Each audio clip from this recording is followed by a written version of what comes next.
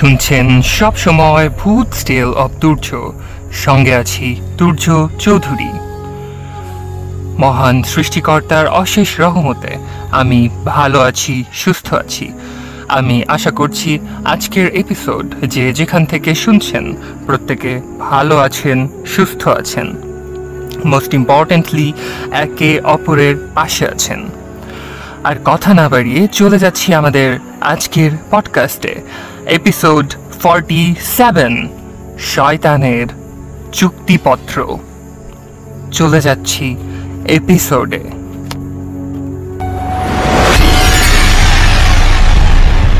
সেদিন একাদশী ছিল। আমি নয়ন ঘোষ। আমার বাড়িতে সেদিন আমার মা জেঠিমা সবাই একাদশী পালন করছিল। আমিও সারাদিন উপোস ছিলাম। বুঝতেই পারছেন, আমার একান্নবর্তী হিন্দু পরিবার। আমার বাড়িতে স্বয়ং কৃষ্ণ মূর্তি, কৃষ্ণ মন্দির রয়েছে। আমি সারাদিন উপোস থাকার পর রাতে ছাদে দাঁড়িয়েছিলাম।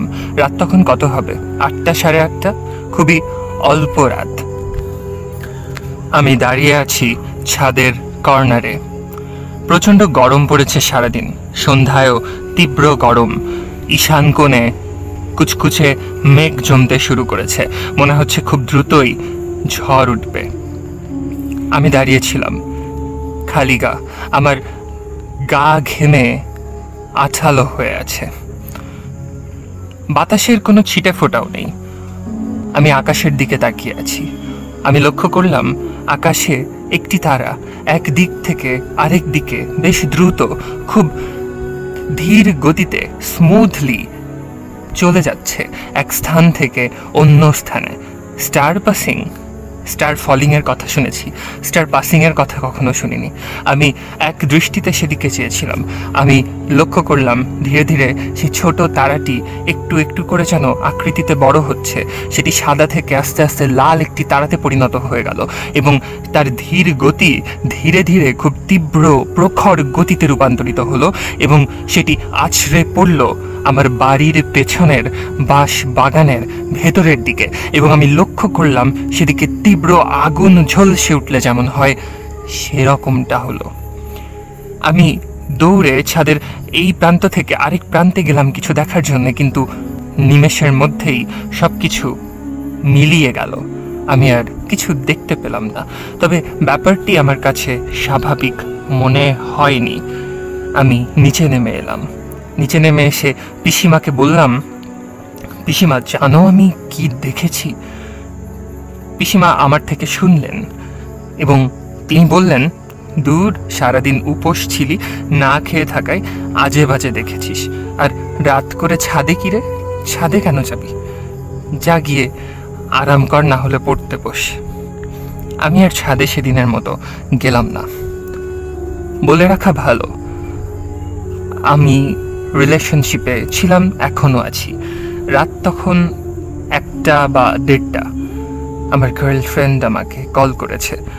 আমি যে ঘরটিতে থাকি, আমার দাদা ভাই মানে পিসিমার ছেলে, যিনি আমার থেকে প্রায় 8-9 বছরের বড়, দাদা ভাই আর আমি দুইজনই থাকি।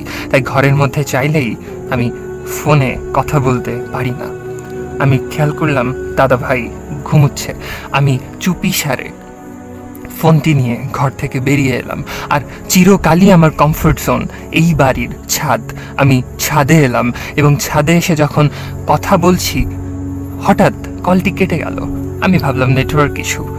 আমি আবারও কলে কানেক্ট করতে যাচ্ছি, তখন মনে হলো আমার উল্টো দিক থেকে তীব্র আলোর বিস্ফোরণ আমার সামনের দিকে ঠিকরে ঠিকরে পড়ছে। মানে আমি বুঝতে পারছিলাম আমার পেছনে প্রচণ্ড আলোক সজ্জা, প্রচণ্ড আলোর কিছু ঘটছে।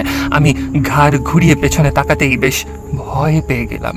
আমি দেখলাম সেই বাড়ির পেছনে বাঁশ ঝাড়ের যে অংশটা, সেটা সম্পূর্ণ আগুনের মতো ঝলসে উঠেছে। আমি প্রথমে ভেবেছিলাম হয়তো আগুন লেগেছে, কিন্তু আমি ক্ষণকাল কয়েক সেকেন্ড স্থিরভাবে তাকিয়ে থাকার পর বুঝলাম আগুন নয়, আলো, তীব্র লাল আলো, হলুদ আলো। উপরের দিকে উঠে যাচ্ছে। আমি এক দৃষ্টে সেদিকে তাকিয়ে রইলাম। আমার মনে হলো আমি সেখানে কোনো বড় বিশাল আকৃতির দানব আকৃতির কোনো মানুষের অবয়ব দেখলাম।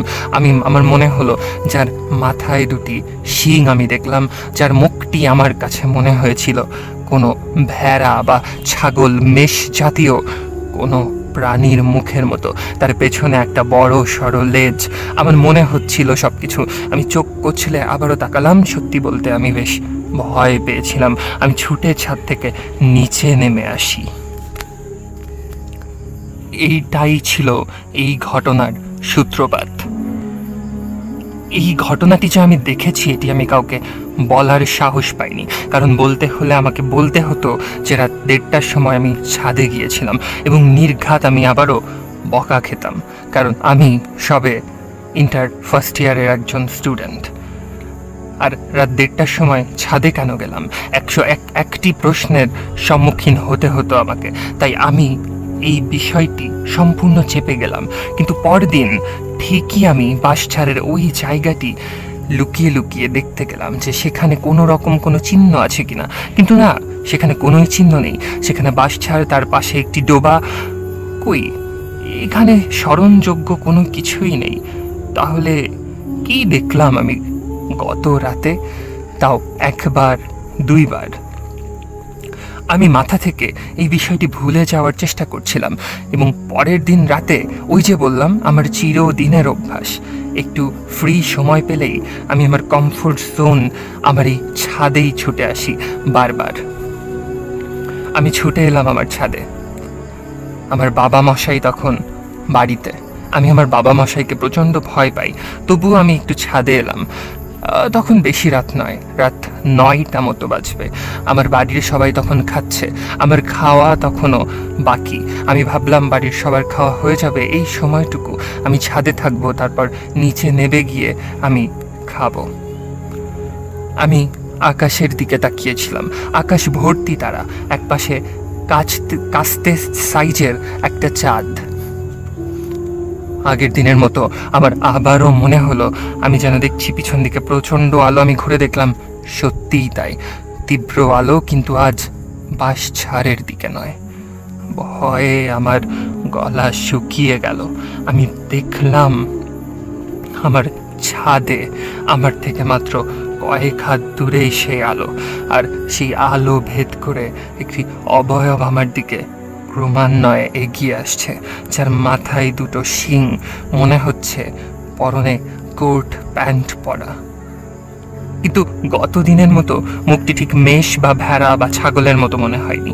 মুখটি মানুষের মতোই তীব্র লাল রঙের, যেন লাল লাভা যেমন টকবক করে ফোটে সেরকম আমার দিকে ধীর গতিতে এগিয়ে আসছে এবং তার হাতে আমি স্পষ্ট দেখলাম জলজল করছে একটি ফাইল, একটি কাগজ এবং আরেক হাতে কলম। তার নখগুলো ছিল মারাত্মক সাইজের, বড় বড়। আমি আমার মধ্যে ছিলাম না। আমি এত ভয় পেয়েছিলাম আমার গলা দিয়ে কোনো শব্দ বের হচ্ছিল না। সে আমার দিকে ফাইলটি এগিয়ে দিল আর তীব্র ভারী কণ্ঠে আমায় বলল, শয়তানের চুক্তিপত্রে তোমাকে স্বাগত। এটি ছিল ঘটনার শুরু। ডিয়ার লিসেনার্স, শয়তানের চুক্তিপত্র, আজকে আপনাদেরকে উপহার দিলাম এর প্রারম্ভিকা।